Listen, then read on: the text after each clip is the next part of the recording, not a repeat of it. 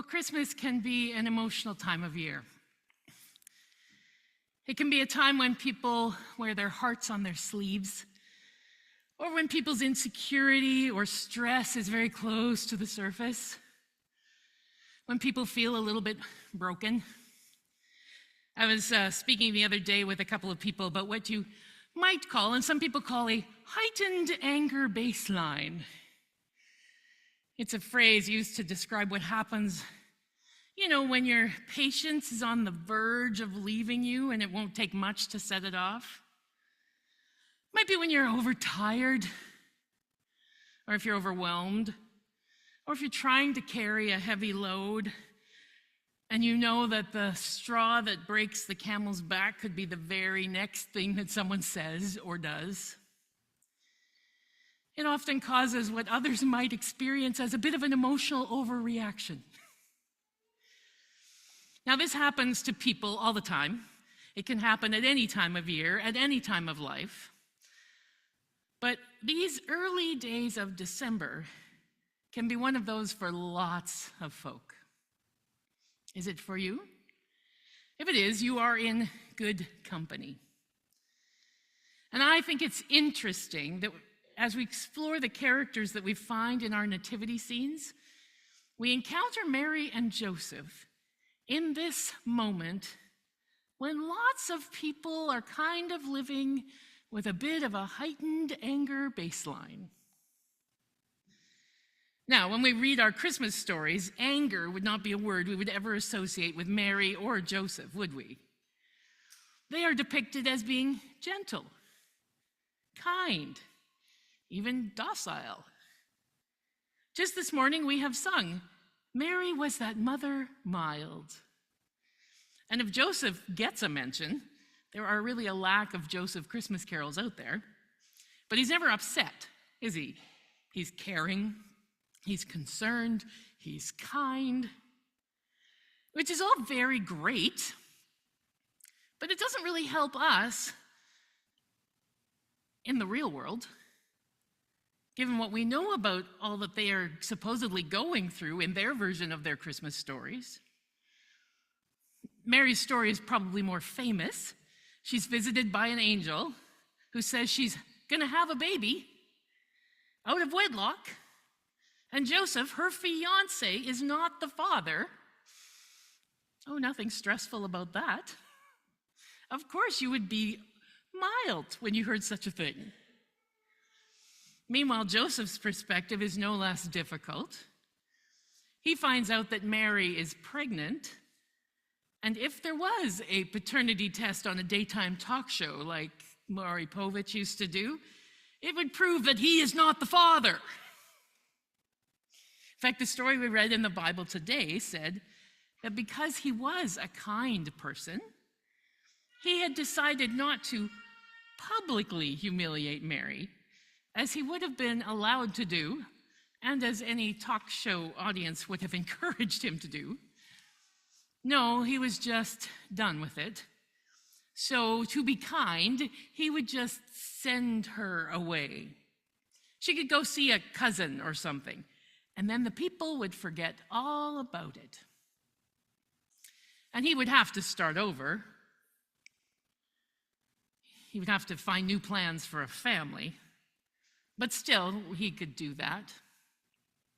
Now, that's not what happens, but still, in that moment, how do you suppose you would feel if you were Joseph?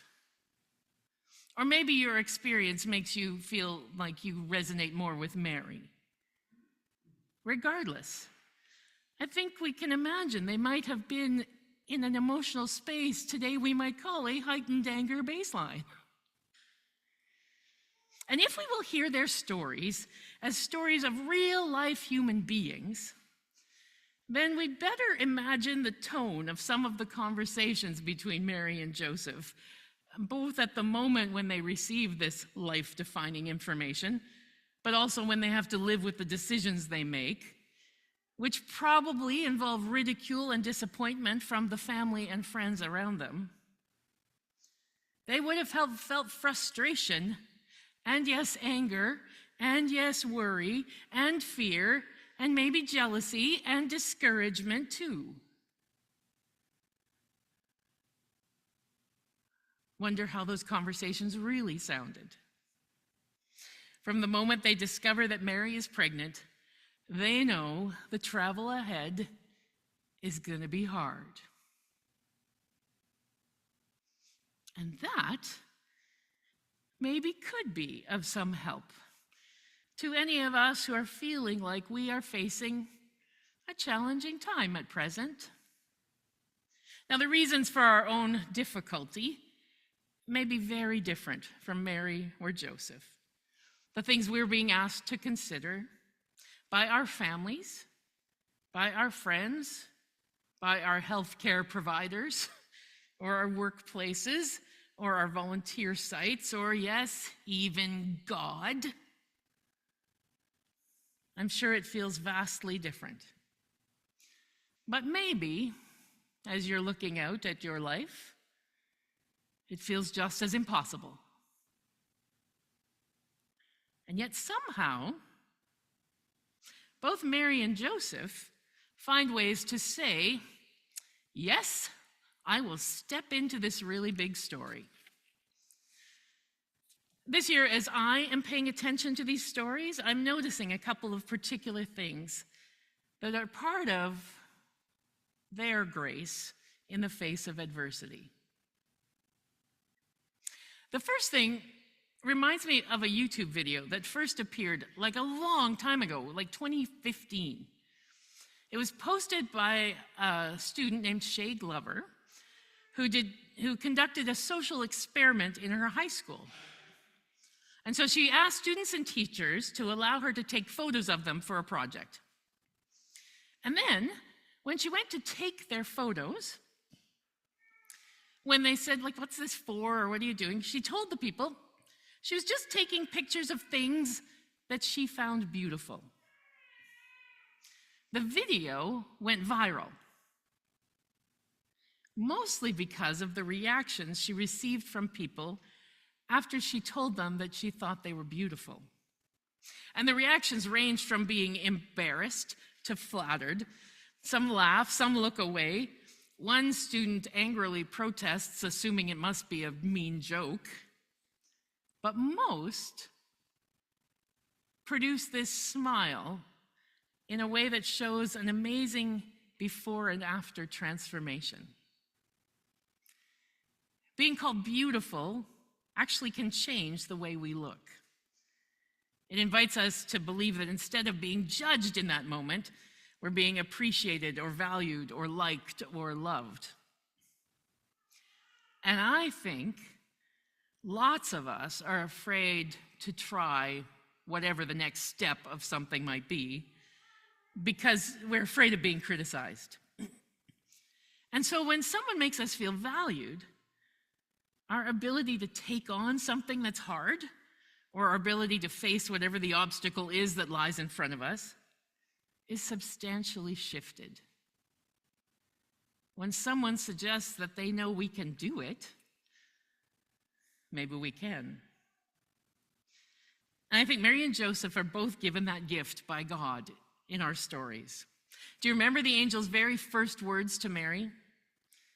Common Bible translations say, favored one, although the Message translation says, you are beautiful with God's beauty, beautiful inside and out, Mary, God is with you.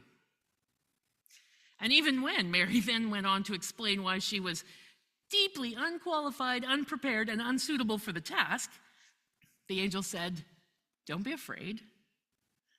I have a difficult but important job for you, and I trust you to be able to handle it.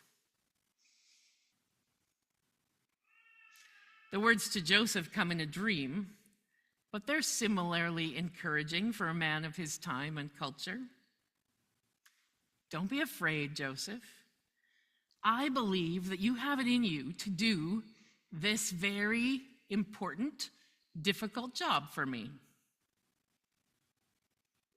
In his dream, he heard God inviting him into a valuable story, kind of the way that high school photo project invited people to believe they were worth being included in her story.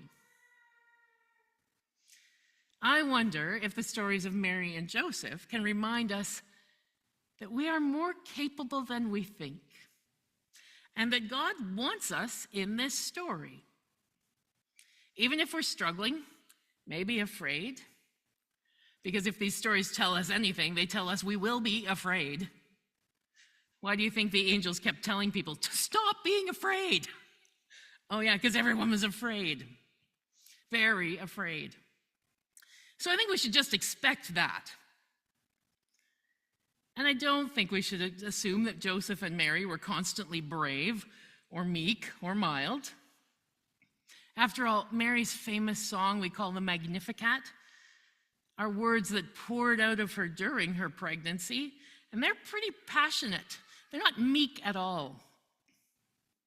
Now, we don't have similar Bible texted evidence of Joseph's fortitude or his frustration, but we do know that he would have had plenty to deal with all that came next for them. Imagine him trying to find a place for them to sleep in Bethlehem. This was no fairy tale.